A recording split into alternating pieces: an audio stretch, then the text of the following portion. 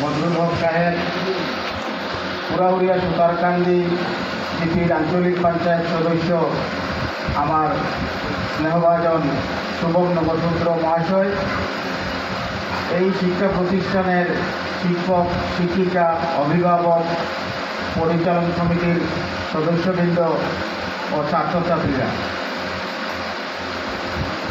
আজকে শিক্ষক দিবস। সমগ্র দেশে এই দিবস পালন করা হচ্ছে। শিক্ষক দিবস কেন পালন করা হচ্ছে? শিক্ষকদেরকে সম্মান, শ্রদ্ধা জানানোর জন্য, যাতে করে শিক্ষকদের প্রতি ছাত্রছাত্রীদের সম্মান, শ্রদ্ধা, ভালোবাসা হয়, তারই জন্য শিক্ষক দিবসের আয়োজন করা হয়। এবং ভারতবর্ষ আজকে 64তম শিক্ষক দিবস, এবং এই শিক্ষক দিবস আজকে 5 সেপ্টেম্বর ভারতবর্ষের প্রয়াত রাষ্ট্রপতি, শিক্ষাবিদ, দার্শনিক, সর্বোপরি রাধাকৃষ্ণনের জন্মদিন উপলক্ষে শিক্ষক দিবস পালন করা হচ্ছে। আমরা সকলেই জানি শিক্ষকরাই সমাজের আর্কিটেক্ট, অর্থাৎ সমাজ গড়ার কারিগর।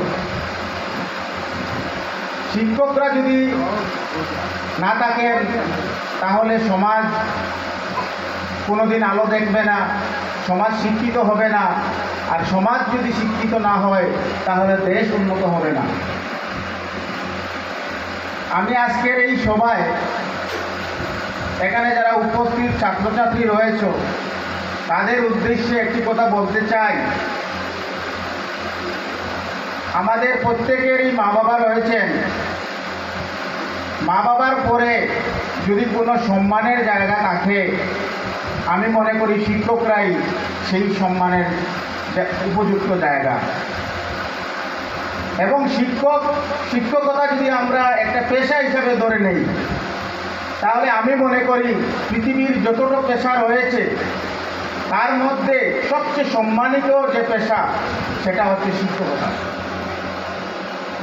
আজকে সেটা পাঠ্যপুস্তকের একাডেমিক লাইনের শিক্ষা হোক, কারিগরি লাইনের শিক্ষা হোক, কিংবা যে কোনো লাইনের শিক্ষা হোক, আমরা সমাজে যারা প্রতিষ্ঠিত হতে চাই বা আমরা যারা হয়েছেন তারা কোনো না কোনো শিক্ষকের দ্বারা সেই শিক্ষা অর্জন করেছেন। সেটা রাজনীতির ক্ষেত্রেই হোক, কিংবা শিক্ষার ক্ষেত্রেই হোক, মহাকাশ গবেষণার ক্ষেত্রেই হোক, সব ক্ষেত্রেই কোনো না কোনো এক শিক্ষকের দ্বারা শিক্ষা অর্জন করে জীবনে বিভিন্ন স্তরে বিভিন্নভাবে প্রতিষ্ঠিত হয়েছেন। তাই আমি মনে করি ছাত্রছাত্রী যারা আছো সব সময় শিক্ষকের প্রতি সম্মান, শ্রদ্ধা এবং শিক্ষকের মান মর্যাদা কীভাবে সম্মান বৃদ্ধি পায় সেদিকে লক্ষ্য রাখতে হবে। এমনকি লেখাপড়া শেষ হওয়ার পরেও শিক্ষকের প্রতি যেন সম্মান এবং শ্রদ্ধা অটুট থাকে। যাই হোক, একই সময়ে 2-3টি প্রোগ্রাম হওয়ার জন্য আমি বক্তব্য আর দীর্ঘায়িত করব না। এখানে আজকে শিক্ষক দিবসের উদযাপনের সঙ্গে সঙ্গে আমরা যারা নবনির্বাচিত পঞ্চায়েত প্রতিনিধি তাদেরকে সম্বর্ধনার দেওয়া হয়েছে।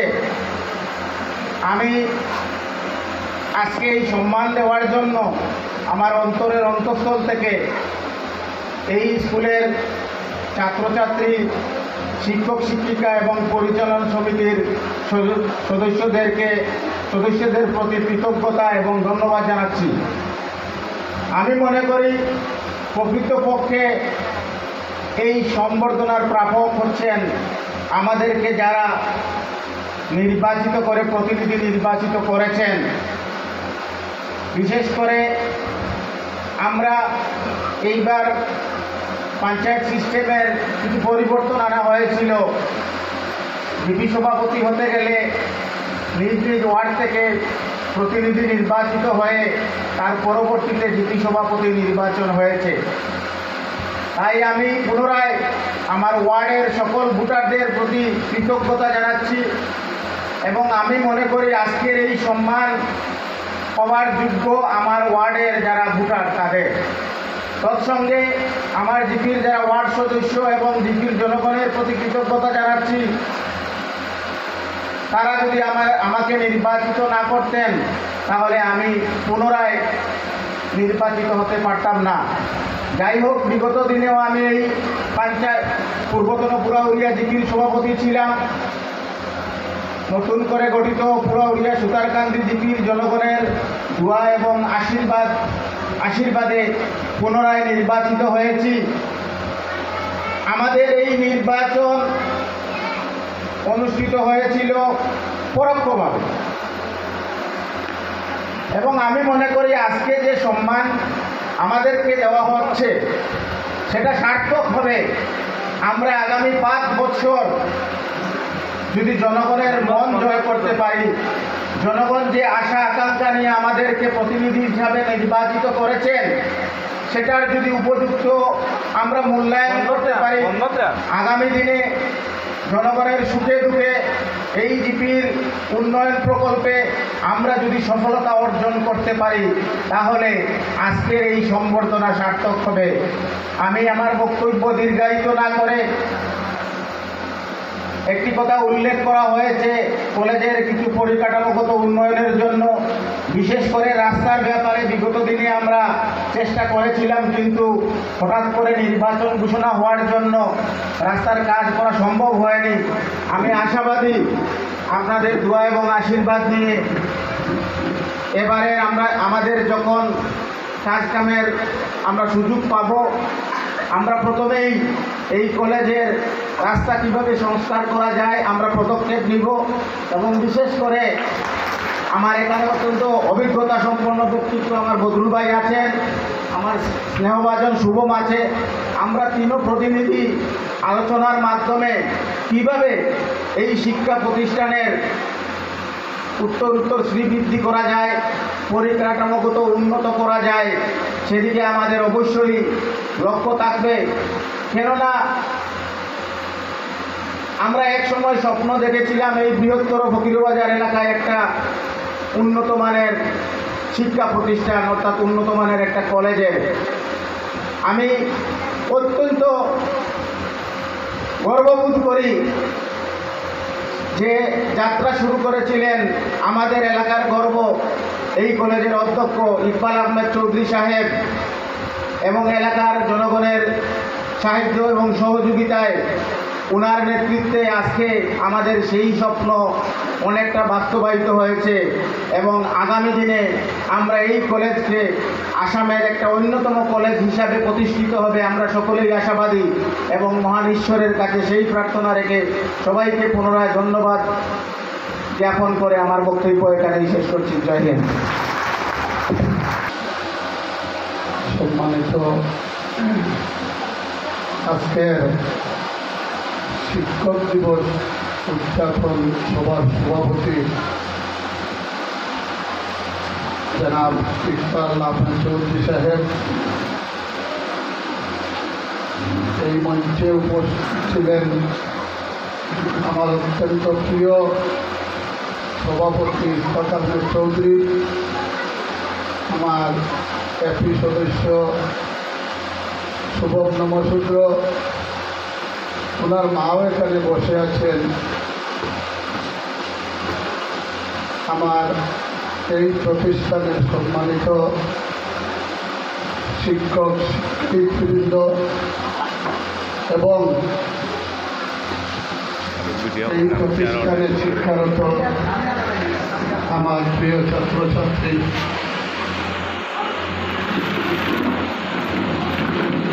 আমি প্রথমেই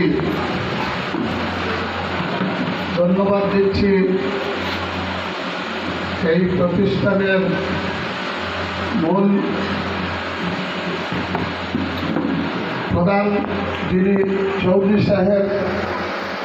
আজকে সত্যি এই সময়েই আমার আরও একটি প্রোগ্রাম চলছে, এমনিতে আজকে অনেক প্রোগ্রাম রয়েছে মিলাদুন্নবী থেকে শুরু করে শিক্ষক দিবস শুরু করে, তাছাড়া আমরা পঞ্চায়েতের প্রতিনিধি এবং আমি কিছু পুরানা হয়েছি, তাই গ্রামীণ সমস্যার অনেক চাপ থেকে যায়।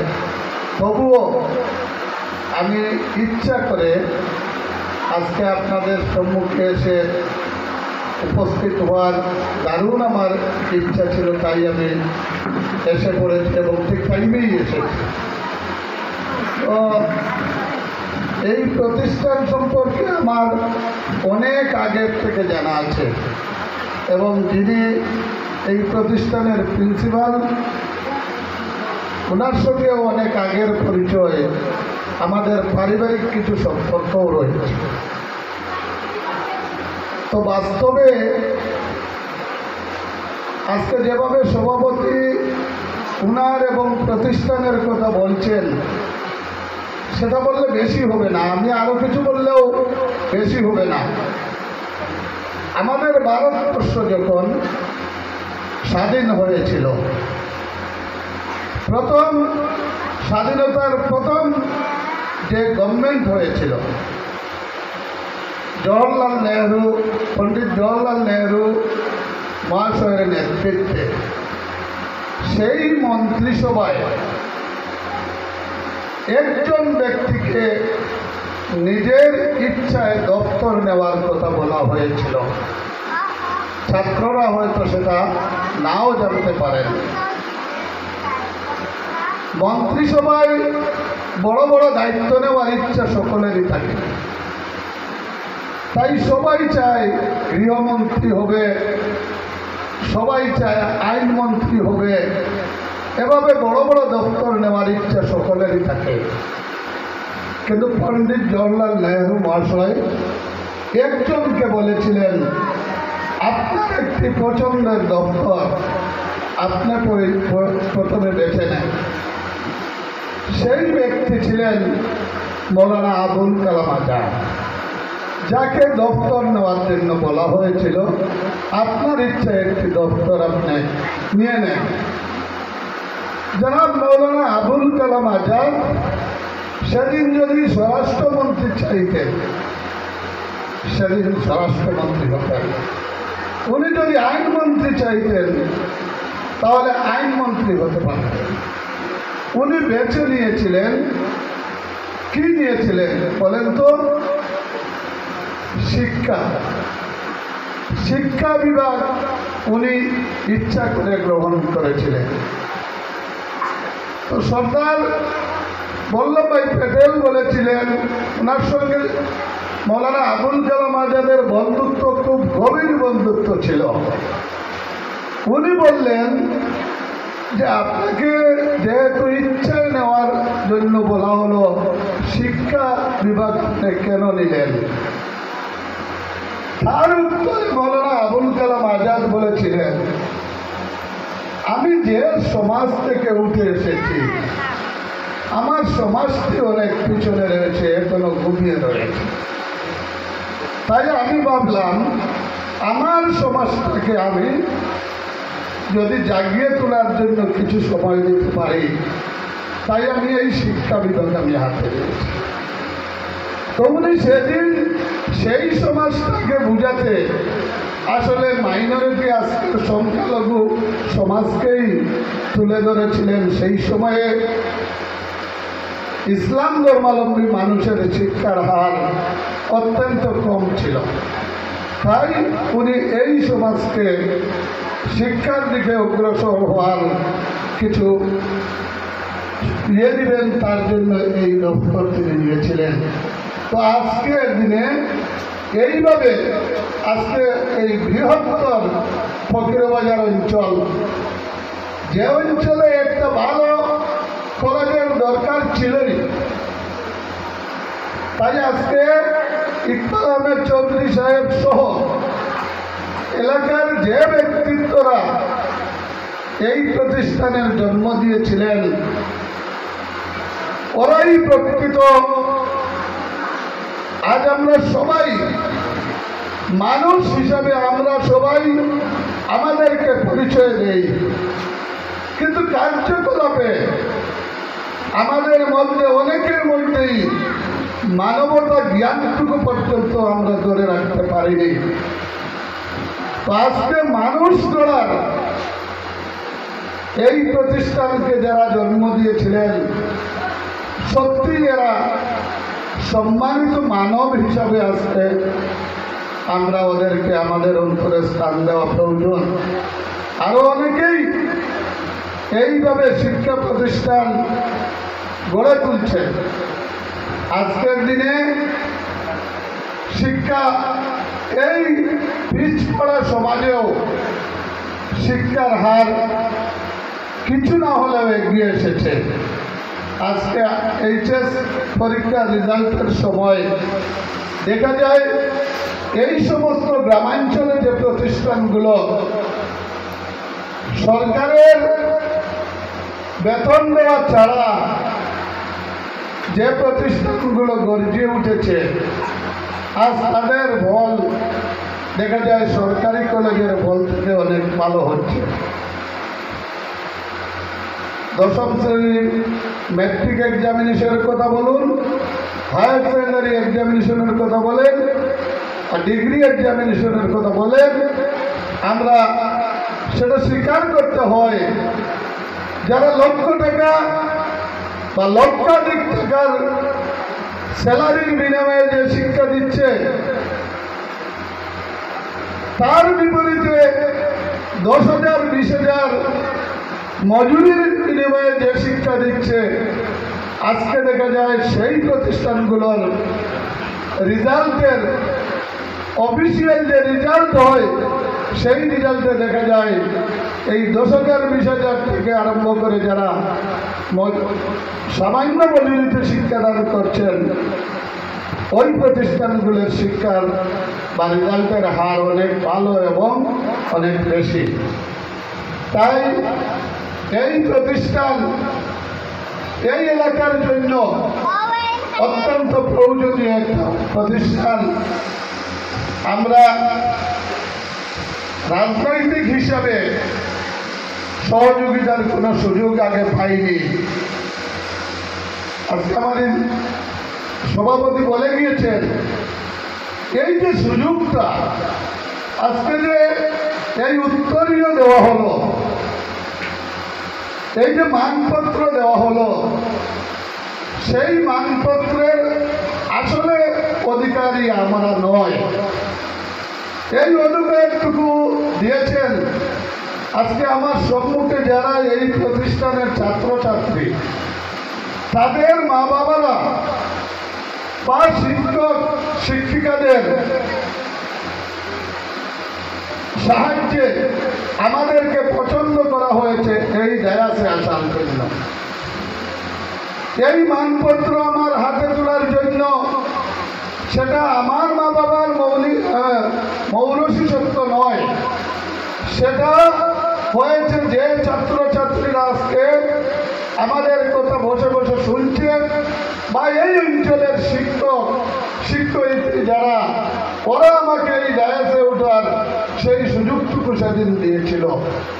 তাই এই উপহারটুকু আসলে এলাকার মানুষের উপহার। তাই আমাদের কর্তব্য হবে এলাকার মানুষের কি কাজ করলে সেটা এলাকার মানুষের কাজ হবে। আজকে যদি সুযোগ পাই, এমকে গান্ধী কলেজে যদি সরকারি কোনো অনুদান দিয়ে সাহায্য করতে পারি, তাহলে গোটা লক্ষ্মীবাজার জেলা পরিষদ সমষ্টির মানুষের কাজ হবে। আমি জানি না ওদিকে আরো একটি রাস্তা রয়েছে, আমি ধন্যবাদ।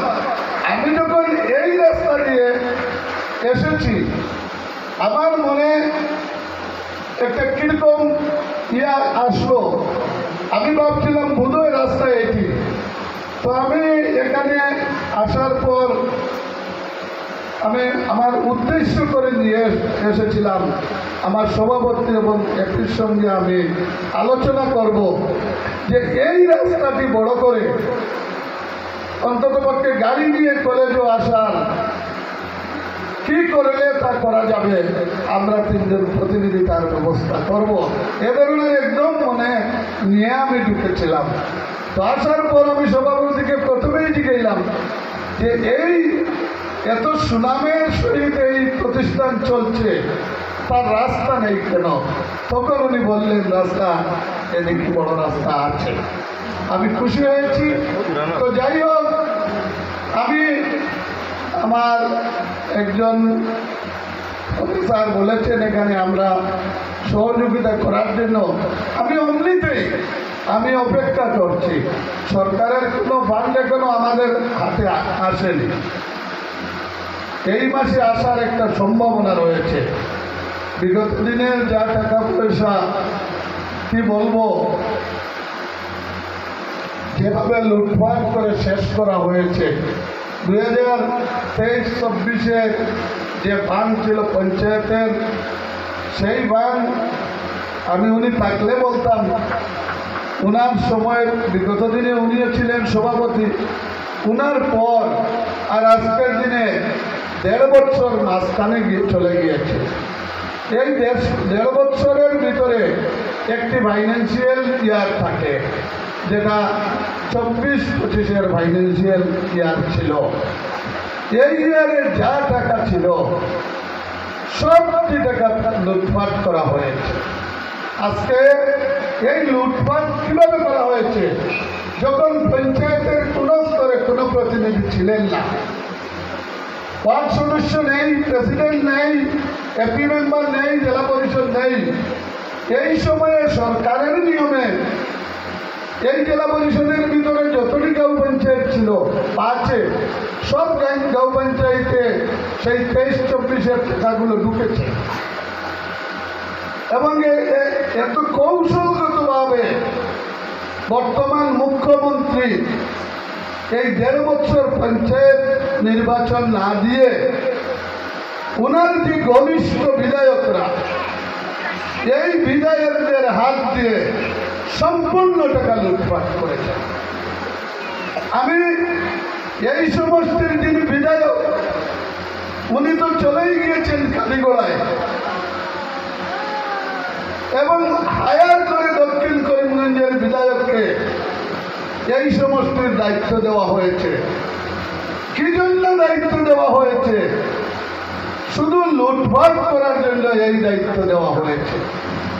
আজকে ফেসবুকে দেখা যায় অনেক সময় মানুষ হাততালি দিচ্ছে যে কিছু কিছু রাস্তা মুখ্যমন্ত্রী সড়ক যোজনার আওতায় ঢুকেছে, কিন্তু একজন মানুষ প্রশ্ন করে না, এই লক্ষ্মীবাজার সহ পুরাতন উত্তর করিমগঞ্জের যে অংশটুকু দক্ষিণ করিমগঞ্জ সমষ্টির সঙ্গে যুক্ত হয়েছে, 14টি গাঁও পঞ্চায়েত আছে। এই 14টি গাঁও পঞ্চায়েতে 2023-24 ইংরেজির অর্থ বৎসরের যে ডেভেলপমেন্টের টাকা ছিল, সেই টাকাগুলো কোথায় গেল? মানুষ সেটা প্রশ্ন করছে না। মানুষ 26টি রাস্তার নাম দিয়েছিলাম, 18টি হয়ে গিয়েছে, মানুষ হাততালি দিচ্ছে। এইভাবে চলছে এই দেশ বর্তমানে। আজকে আমি একটা শিক্ষা প্রতিষ্ঠানে আমার অন্তর থেকে একটি দাবি রাখবো, যারা ছাত্রছাত্রী আছেন, যারা শিক্ষক শিক্ষয়িত্রী আছেন, আজকের দিনে পুঁথিগত শিক্ষার অভাব নেই। আজকে মাস্টার্স করলে সাধারণ ফ্যামিলির মেয়েরাও মাস্টার্স করে বসে আছে। একদিন মেট্রিক পাস পাওয়া যেত না, বেশি দিন হয়নি, আমি যখন ছাত্র ছিলাম আমার গ্রামের প্রথম মেট্রিক পাস আমি ছিলাম। যদি সে লেখাপড়ার দিক দিয়ে বলি, মাত্র 40 বছর হয়েছে। এই 40 বছরের ভিতরে আজকে একদম সাধারণ থেকে সাধারণতর পরিবারে, দরিদ্র পরিবারে আমরা মাস্টার্স করলাম। ছেলেদের কথা ছেড়ে দিন, মেয়েদেরকে আজকে মাস্টার করে বসে আছে। অনেক মেয়েরা আমাদের অঞ্চলেও রয়েছে। তাই শিক্ষা চলছে পুঁথিগত, কিন্তু আজকে অভাব হয়েছে মানবতার শিক্ষার। মানবতার শিক্ষার অভাব রয়েছে। আজকে যারা শিক্ষিত হয়ে, আমি এখানে বসে দেখলাম ছাত্র সংসদের একজন শপথ পাঠ করছেন। এই শপথ যে পাঠ করেছেন, লেখাপড়া সুন্দর আছে। আমরা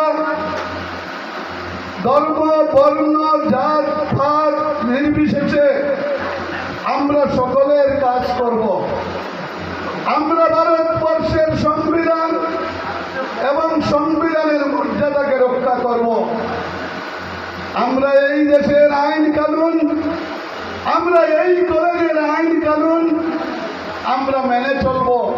এ ধরনের শপথ বাক্য লিখে থাকে, ঠিক আছে স্যার, লিখে থাকে। কিন্তু আমি যখন ছাত্র সংসদে বড় পদের অধিকারী হব, তারপর এই কাগজটিকে আমি ভুলে যাব। এই কাগজ আর আমার মনে থাকবে না আমি কিভাবে শপথ দিয়েছিলাম, আমি আজকে কি করছি, সেটা আজকে মানুষের মনে থাকে না। এই দেশের প্রধানমন্ত্রী থেকে আরম্ভ করে এই রাজ্যের মুখ্যমন্ত্রী পর্যন্ত আজকে সংবিধানের বিরুদ্ধে কথা বলছেন। মানুষ কিন্তু তার বিরুদ্ধে আওয়াজ দিচ্ছে। যারা দিচ্ছে অল্প সংখ্যক মানুষ তার বিরুদ্ধে কথা বলছে। আজকে এই দেশে আমরা আজকে বাস করছি। আমাদের পূর্বপুরুষরা যারা এই দেশকে স্বাধীন করেছিল, তারা ভাবতে পারেনি আমাদের পরবর্তী জন্মের আমাদের ছেলেমেয়েরা এই অশুভ শক্তির সম্মুখীন হব। যে দেশে জাতপাতের কথা নিয়ে রাজত্ব চলবে, যে দেশে জাতপাত নিয়ে শিক্ষা চলবে, যে দেশে জাতপাত নিয়ে চাকরি চলবে, এমন অশুভ দেশে তাদের পরবর্তীরা সম্মুখীন হবে সেটা ভাবত না। আজকে এই দেশে এই স্বাধীনতার জন্য ভারতবর্ষের মতো অন্যতম যে ফ্যামিলি ছিল, মৌলানা হুসাইন আহমেদ মদনীর ফ্যামিলি, আজকে তার ফ্যামিলির মানুষকে বুড়ি আঙ্গুলি দেখাচ্ছেন এই রাজ্যের মুখ্যমন্ত্রী। ওনাকে বলছেন আজকে বাংলাদেশে ছেড়ে দিবেন প্রয়োজন হলে। এই দেশ স্বাধীন হতে লক্ষ লক্ষ জমিয়তুল উলামার মানুষ ফাঁসির কাস্টে দাঁড়াতে হয়েছিল, গাছের ডালে ফাঁসি দেওয়া হয়েছে, রক্তের নদী বয়েছিল রাস্তার উপর। আজকে তাদের ফ্যামিলির মানুষকে এই দেশ থেকে তাড়িয়ে দিবে। যদি গণতান্ত্রিক উপায়ে যদি সরকারের বিরুদ্ধে কথা বলা হয়, তাহলে তাদেরকে তাড়িয়ে দেওয়া হবে। আজকে এই বিধানসভায় একজন বিধায়ক জেলে রয়েছে। এই দেশ চলছে আজকে আমাদের মধ্যে। তাই আমি আশা করব এম.কে. গান্ধী কলেজে যে ছাত্রছাত্রীরা পড়াশোনা করছেন, আমি আশা করে এই কথাটুকু বললাম, আপনারা সবাই মানুষ হওয়ার শিক্ষা গ্রহণ করেন। আপনারা হিন্দু হওয়ার শিক্ষা গ্রহণ করবেন না, আপনারা মুসলমান হওয়ার শিক্ষা গ্রহণ করবেন না, আপনারা মানুষ হওয়ার শিক্ষা গ্রহণ করুন।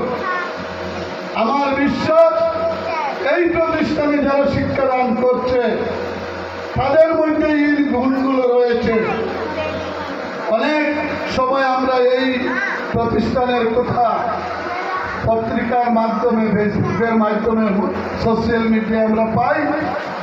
তাই শিক্ষক শিক্ষয়িত্রীর কাছে এই গুণগুলো রয়েছে। আজকে এই কলেজে ডিগ্রি থেকে আরম্ভ করে নার্সারি পর্যন্ত ছাত্র রয়েছে। যদি চতুর্থ পঞ্চম শ্রেণী এরা নাও বুঝে, তাহলে 9 থেকে যারা পড়াশোনা করছো ওরা তো বুঝতে পারবে আমার কথাগুলো।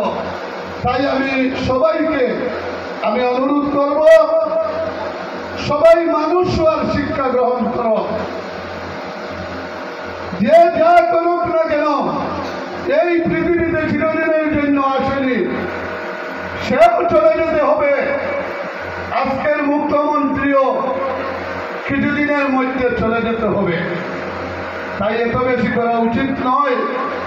আজকে মুখ্যমন্ত্রী শিক্ষার জন্য যেভাবে কথা বলছেন, ওনার কাজে দেখা যাচ্ছে শিক্ষা না করার কাজ করে চলছে। আজকে ওয়েস্টেমের প্রধানকে জেলে ভরা হয়েছে একটা ভালো প্রতিষ্ঠান গড়ে তোলার জন্য। ওয়েস্টেমের প্রধানকে জেলে ভরা হয়েছিল কি কারণে? উনি যদি এই ভালো প্রতিষ্ঠান গড়ে তুলতেন না, তাহলে উনি জেলের ভিতর দেখতেন না। তাহলে তিনি শিক্ষার জন্য কি করেছেন? মানুষ আজকের দিনের ছাত্ররা ভালো শিক্ষা পেয়ে যাবে, সেটা আজকের মুখ্যমন্ত্রী চাননি। তাই আজকে এই প্রতিষ্ঠান থেকে আজকের দিনেও আরো 2টি প্রতিষ্ঠানে আমার নিমন্ত্রণ আছে, সেটাও হাই স্কুল আমাদেরপুর। আমি যাব, আমি সেখানেও বলবো আজকে পুঁথিগত শিক্ষা চলুক, কিন্তু সঙ্গে সঙ্গে মানবতার শিক্ষার দরকার আছে। যে শিক্ষা কোনো সময় গরিবকে অবহেলা করতে দিবে না, যে শিক্ষা কোনো সময় দরিদ্রকে, রোগীকে অবহেলা করতে দিবে না, যে শিক্ষা কোনো সময় কোনো অন্য ধর্মকে ঘৃণা করতে দিবে না, এই শিক্ষার আজকে প্রয়োজন রয়েছে। আমি বোধহয় সময় কিছু বেশ নিয়েছি, আমি সংক্ষিপ্ত করে নিব। আমি এই কলেজের প্রতি আমার দুর্বলতা আছে। দুর্বলতা এই জন্য, যারা এখানে ছাত্রছাত্রী আছেন সবাই পরিবারের কাছে আমি ঋণী আছি। তাই সরকারের ফান্ড পেলে আমার আরো 2 স্তরের প্রতিনিধি আছেন, আমার সভাপতি, একটি মেম্বার রয়েছেন, আমরা 3 জন আলোচনা করে এবং আপনাদের প্রিন্সিপাল, আমরা আমাদের একজন ভালো মানুষ হিসাবে আমরা 4 জন বসে ওনার সঙ্গে আলোচনা করে এই প্রতিষ্ঠানে কি কাজ করা যায়, কিভাবে করা যায়, প্রথমে কি করলে ভালো হবে, পরবর্তীতে কি করলে ভালো হবে, সেটা আলোচনা করে ইনশাল্লাহ করার চেষ্টা করব। আমার কথায় যদি কেউ কষ্ট পেয়ে থাকেন ক্ষমা করবেন। আমি মন খোলা কথা বললাম, যেটা আমার মনে আজকে আবেগে আমার কথাগুলো এসেছে, এই পরিস্থিতির উপর আমি আজকে এই কথাগুলো বললাম। সকলকে ধন্যবাদ দিয়ে আমার বক্তব্য শেষ করলাম।